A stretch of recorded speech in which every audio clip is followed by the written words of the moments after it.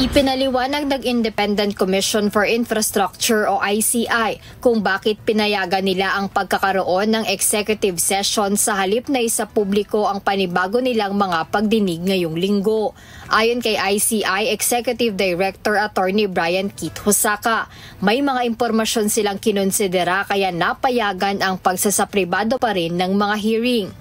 In this particular case, the resource persons opted and asked for an executive session, which was granted by the court or by the ICI. They cited sensitive and private information that might be divulged during their testimonies, and the commission saw it fit to allow an executive session. Paliwanag ni Attorney Hosaka, humiling ng executive session ang mga resource person at isa sa kanilang dahilan ay ang pangamba sa kanilang seguridad na siya namang pinayagan ng komisyon dahil batay aniya ito sa umiiral na guidelines ng ICI kaugnay ng live streaming. They manifested that they had fears with regard to how it will be affecting their families. At the same time, there might be some people that they may be mentioning. These are all in the guidelines.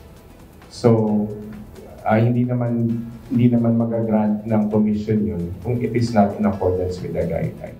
Bukod sa seguridad ng mga resource person, isa pang pangunahing dahilan kung bakit pinapayagan ng pribadong pagdinig ay upang matiyak na tuloy-tuloy at hindi maaapektuhan ng mismong investigasyon. Ang isa pang nakalagay doon is if the information, if divulged to the public, would affect the investigation of the commission.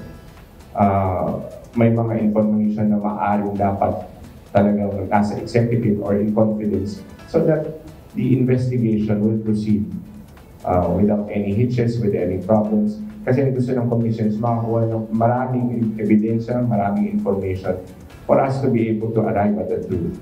Now, kung mapuprustrate yung investigation, then that is a ground for the commission to grant the executive session. Sa ngayon ay 4 na ang kongresista na pinayagan ng ICI sa pagkakaroon ng closed-door hearing. Kabilang narito sina Quezon City 1st District Representative Arjo Atayde at Caloocan City 3rd District Representative Dean Asistio. Kasama rin sila Quezon Province 3rd District Representative Reynante Arrogancia at Occidental Mindoro Lone District Congressman Leody Tariela. Jed Neresina, UNTV News and Rescue. Diyos ang aming sandigan, serbisyo publiko ang aming pinahahalagahan.